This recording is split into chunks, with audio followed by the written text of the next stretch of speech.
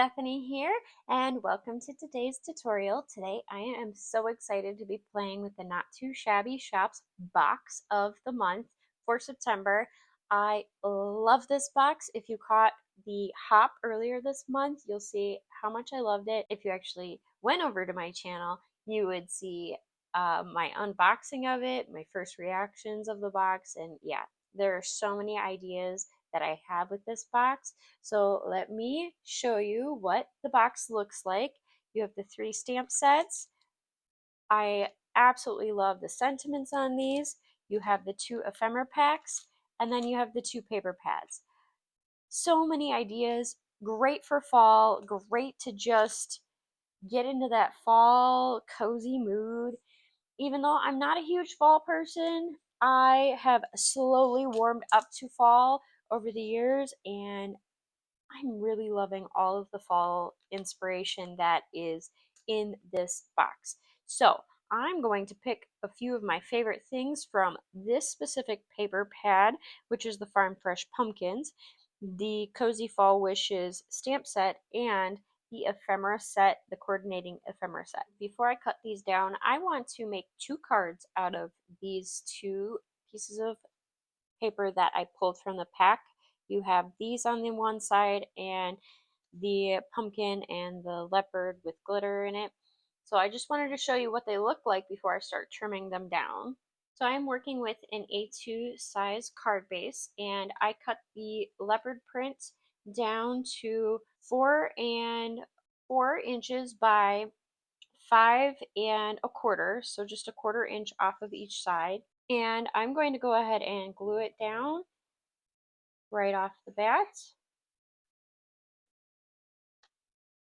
And I've allowed that little border, that white border of my card base to peek out just to break it up a little bit. Sometimes if you watch a lot of my videos using the pattern paper, I like to have a lot of edge to edge, but this one just seemed like it needed a little bit something to break the overwhelm, or make sure that the colors weren't overwhelming.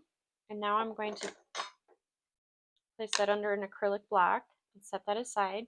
Then the second piece I did, so the measurements for the second piece are 3.5 by 4 1/4, and I'll go ahead and glue that all down right off the bat as well.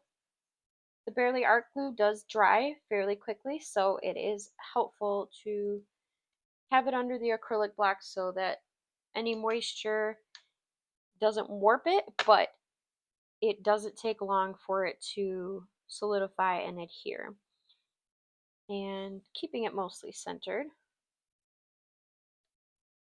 And then placing it under the block again and setting it aside. Now I did pull one piece of ephemera that I think I'm going to use, but I would like to use one of the sentiments from the stamp set. So I'm going to go ahead and pull out the Farm Fresh Pumpkins stamp. And if I had been thinking in advance, I could have created a little sign or something like that, but I'm going to keep things simple today. And then I've put the stamp in my Misti. I am using leftover scrap from my last project, so it is still part of the paper pad that comes in the set, but it is the teal from the other paper pad that I showed you earlier. And now I'm going to go ahead and use some black ink and place a nice layer.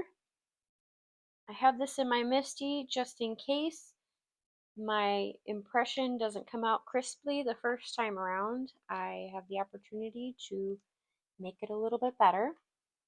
And then I use a smusher, some pressure to really get a good impression.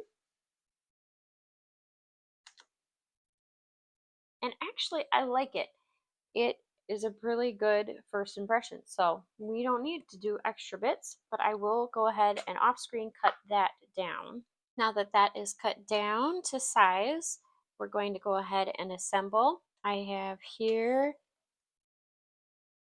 I want the pumpkins to be a little bit off the page, so I will be using foam tape, but I'm going to go ahead and glue the little sign. And visually, I feel like it will be a little more broken up if I put it covering just over the lip of that top sheet. I feel like it visually just works doing it that way.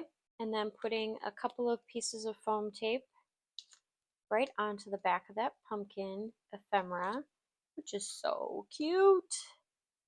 And letting a little bit of that leaf just go right over. There's a little overlapping between the two different papers, but I think it's really cute. I could center it, but I kind of like it just where the placement is. I don't feel like it needs to be centered anymore. Um, but look at how fun that is.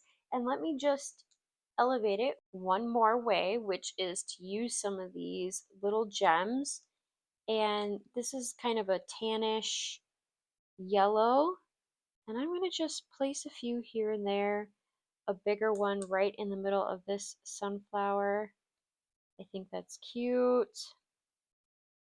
Actually, I take it back. I don't like it in the middle of the sunflower. Hopefully it didn't adhere. Okay, no, we're good. We're safe. I'm going to put it actually down here. But like that was just too big for the sunflower.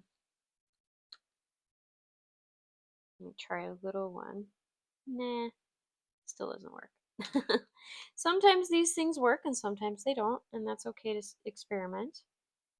I am all about the experimentation as long as it makes sense. So I am choosing to do, let's just go ahead and do 5 of these little gems.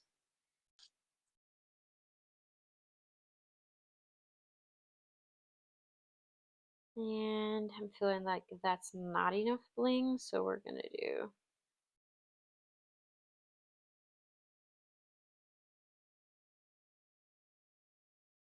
seven of these gems.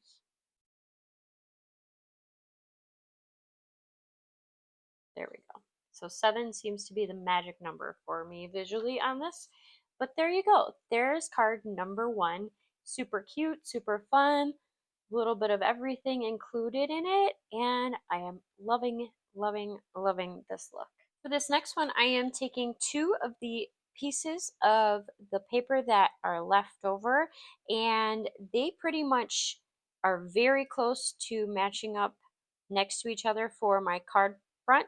So what I'm going to do is I'm just going to trim off the excess and be right back. So I cut them 5 1/4 in height, and in length. This one is 2 1/4 and this one is 2 inches. So now I'm going to go ahead and just glue my panels down before I start building the rest of the card. And I might as well just keep my glue out for a second and glue both down at the same time. I'm going to glue the edge first because that generally is easier to maneuver my opening edge. And then I will butt it up next to the other one. All right, and then putting it under the acrylic block. Now I have chosen these 3 ephemera. I thought they were cute, adorable. They fit with what I was looking for. So now I'm just going to add some foam dots to the back of them. And I've decided that each ephemera gets 2 foam dots because they are a little bit bigger. And I want to make sure if they get rubbed up against, they are not going to be bending. And I'm going to go ahead and pre-place them before I take the foam tape off of the backing. I just want to see kind of how I want to arrange them. I originally had an idea and then I vetoed it twice, and now I might regret where I placed my panels, but that's okay. I I really want all 3 on here as nicely and as easily as possible, but I also know that this may not work the way I thought I was originally going to be doing it, so that is a-okay. I changed my mind probably about 4 times in the process of creating this, just FYI. I know my last video I showed you a little bit more of my thinking process, and so now I'm just showing you the rebound of when I cut the paper down differently than I intended to. All right, so we're just going to keep moving them around until I find something I like. And this may be it. Originally, I wanted to create a scene. I really wanted this pattern paper to be involved, and so I had to follow the pattern. And that meant that my initial idea kind of got scrapped a little bit, which is okay. I am totally fine with it, but I love gnomes and I really like the word paper. That's one of the favorite things I have about this box this month. It's really cute. I'm just saying. So, and the foam tape is not cooperating. What is going on? All right, there we go. And because I placed the larger gnome to this side, there's a little bit more space. That's what happened visually, so that this guy could have a little bit more space to stand. They're not going to be standing on equal planes because they're two different sizes, but I think this visually works. I will do what I did on the last one, which is I'm going to add a little bit of a gem, and I'm going to use the smallest gem I have in orange, and I'm going to place it right here in the middle of her sunflower. I think that just adds that little bit of fun and whimsy, and without being over the top. One sometimes is all you really need. So this is what it looks like when you use your initial design and then you use the scraps from your second design. And I am loving the results. They're both unique, different. I love that these paper pads have back sides, but sometimes the other side inspires a new look and a new card. So what do you think? Which one of these do you like? Do you like the clean and simple look, or do you like the more whimsical look? I really can't choose in person. They are both really fun, really fast, really easy. And in fact, I will eventually probably put a fall related sentiment on the inside of this one. Probably the same thing for this one. But these are really fun cards to send out in the fall when you have someone who likes pumpkin spice latte and you want to say, hey, I was thinking of you today and hoping you're enjoying a pumpkin spice latte, or you're going to go to the pumpkin patch, whatever. I hope you enjoyed today's tutorial and fun little tips that I was able to give you. Don't forget to check down below for the link to the shop. Also, don't forget to join my channel. Later this month, I will have another crafty inspiration from this specific box. So I hope you all have a wonderful day. Don't forget to find the joy in your day and happy making. Bye!